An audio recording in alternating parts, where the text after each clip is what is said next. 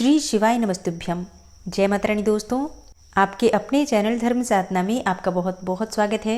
माँ भगवती दुर्गा की कृपा सदैव आप और आपके समस्त परिवार पर बनी रहे। दोस्तों, आज की वीडियो में मैं आपसे बात करने वाली हूँ मार्गशीर्ष मास के कृष्ण पक्ष के प्रदोष व्रत के बारे में। त्रयोदशी की तिथि कब प्रारंभ हो रही है, कब समाप्त हो रही है, व्रत हमें कब धारण करना है और प्रदोषकालीन पूजा का शुभ मुहूर्त क्या है। आज के दिन हमें किस प्रकार से भगवान शिव माता पार्वती की पूजा आराधना करनी चाहिए, किन मंत्रों का जप करना चाहिए और कौन सा उपाय करें जिससे कि इस व्रत का संपूर्ण फल हमें प्राप्त हो। और जिस भी कामना से आप ये व्रत धारण कर रहे हैं या बिना व्रत के भी पूजा आराधना मात्र भी कर रहे हैं, आपकी वो कामना पूर्ण हो, इसके लिए आज विशेष क्या करना चाहिए, संपूर्ण जानकारी आपसे आज की वीडियो में शेयर करने वाली हूँ। तो बहुत महत्वपूर्ण है आज की वीडियो, पूरा ज़रूर देख लीजिए। अच्छी लगे वीडियो तो लाइक भी ज़रूर कीजिए, क्योंकि आपके लाइक्स, आपके कमेंट्स मेरे लिए बहुत महत्वपूर्ण होते हैं। यही एकमात्र जरिया है जिनसे मुझे पता चलता है कि आपको ये वीडियो अच्छी लगती हैं और आपके लिए ये वीडियो उपयोगी है। तो अगर वीडियो अच्छी लगे तो लाइक तो ज़रूर ही किया कीजिए। तो सबसे पहले जानते हैं कि त्रयोदशी की तिथि कब प्रारंभ हो रही है, कब समाप्त हो रही है और व्रत हमें कब धारण करना है। देखिए, मार्गशीर्ष मास की कृष्ण पक्ष की त्रयोदशी तिथि प्रारंभ हो रही है 28 नवंबर 2024 को, यानी कि गुरुवार के दिन सुबह 6:23 पर और समाप्त हो रही है 29 नवंबर को सुबह 8:39 पर। तो शाम के समय प्रदोष काल में जब त्रयोदशी तिथि व्याप्त होती है, उसी दिन हम व्रत धारण करते हैं प्रदोष का। और इस बार तो 28 नवंबर 2024 को, यानी कि गुरुवार के दिन सूर्योदय काल में भी आपको त्रयोदशी की तिथि प्राप्त हो रही है। तो प्रदोष का व्रत धारण करेंगे 28 नवंबर 2024 गुरुवार के दिन। गुरुवार के दिन जब प्रदोष का व्रत आता है तो इसे कहा जाता है गुरु प्रदोष। और गुरु प्रदोष का व्रत धारण करने से बहुत अधिक पुण्य फलों की प्राप्ति होती है। ऐसा कहा जाता है कि इस दिन व्रत धारण करके और भगवान शिव की विधि विधान से पूजा करने से नवग्रहों के दुष्प्रभाव से मुक्ति मिल जाती है। इसके साथ ही गुरु प्रदोष का व्रत धारण करने से जन्म कुंडली में गुरु ग्रह मजबूत होता है, बृहस्पति मजबूत होता है। और जब बृहस्पति मजबूत होता है तो हर प्रकार की परेशानियां आपके जीवन से समाप्त हो जाती हैं, क्योंकि गुरु धन के भी कारक हैं, अच्छी संतान के भी कारक हैं, शिक्षा के भी कारक हैं और इसके साथ ही सुखद दाम्पत्य के भी कारक हैं। इसलिए गुरु प्रदोष बहुत महत्वपूर्ण माना जाता है। अगर आप व्रत धारण करते हैं अत्यंत ही श्रेष्ठ है। व्रत नहीं कर पाते हैं किसी भी कारणवश, तो भी भगवान शिव माता पार्वती और भगवान बृहस्पति देव, भगवान श्री हरि विष्णु की विधि विधान से पूजा जरूर कीजिए। इसके लिए प्रातःकाल जल्दी उठ जाइए, उठकर नित्य कर्मों से निवृत्त होकर स्नान कर लीजिए, साफ स्वच्छ वस्त्र धारण कर लीजिए और इसके बाद भगवान सूर्य को जल में थोड़ी सी हल्दी मिलाकर अर्घ्य दीजिए।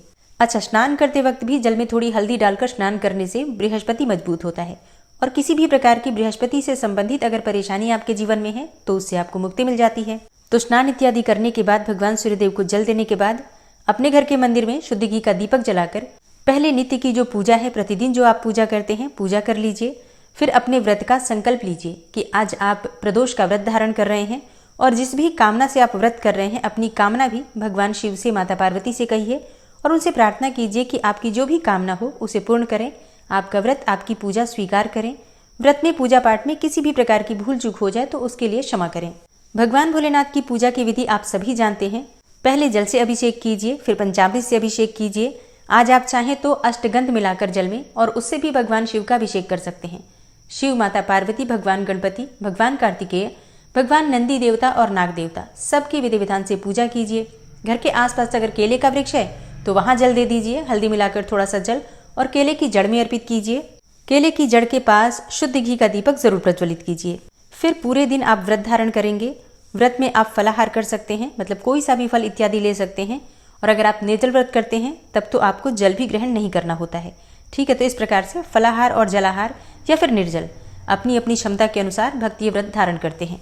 प्रदोष के व्रत में शाम के समय प्रदोषकालीन पूजा का बहुत महत्व होता है। तो इस समय में आपको विधि विधान से भगवान शिव की पूजा करनी चाहिए। अगर शिवलिंग है तो उसका अभिषेक आप घर में भी कर सकते हैं, नहीं तो आसपास कोई मंदिर है तो वहां भी जाकर भगवान शिव का अभिषेक कर सकते हैं और मंदिर में दीपदान कर सकते हैं।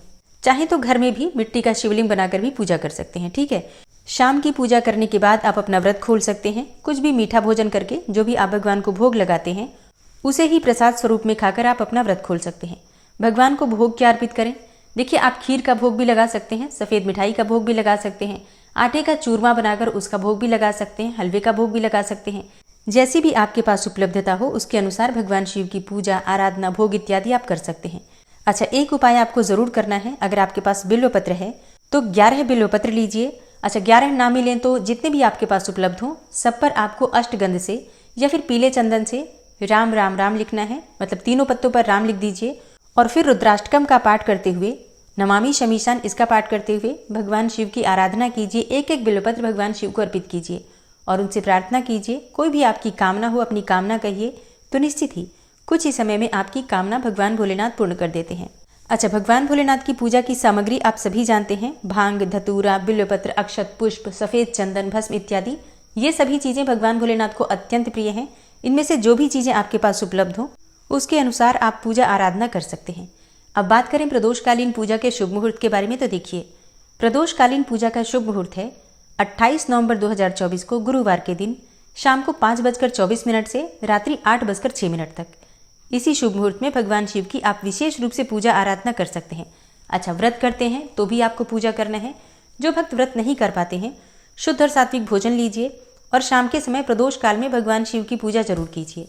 मान लीजिए आप लहसुन प्याज भी खाते हैं तो भी आप शाम को स्नान करके फिर पूजा कर सकते हैं। ठीक है, तो पूजा जरूर करना है, स्थिति चाहे जो भी हो पूजा जरूर कीजिए।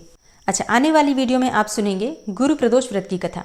और अगर आपने अमावस्या की वीडियो नहीं देखी है तो अमावस्या की वीडियो चैनल पर अपलोड हो चुकी है, जरूर देख लीजिए। इसके अलावा उम्मीद करती हूँ कि आप इस चैनल पर अपलोड होने वाली मार्गशीर्ष मास की प्रतिदिन की कथा जरूर सुनते होंगे। अब तक नहीं सुन पा रहे हैं तो आज से ही सुनना प्रारंभ कीजिए। उम्मीद करती हूँ ये वीडियो आपके लिए उपयोगी होगी। वीडियो अच्छी लगी हो तो लाइक कीजिए, शेयर कीजिए और अगर आप चैनल पर पहली बार आए हैं, अभी तक आपने चैनल को सब्सक्राइब नहीं किया है, तो आज की वीडियो अगर आपको अच्छी लगे तो चैनल को सब्सक्राइब करके बेल आइकन को जरूर प्रेस कर लीजिए। इससे ये होगा कि इस चैनल पर आने वाली सभी वीडियोस की नोटिफिकेशन आपको सही समय पर प्राप्त होगी। मिलती हूँ मैं आपसे अगली वीडियो में, तब तक के लिए जय श्री राधे।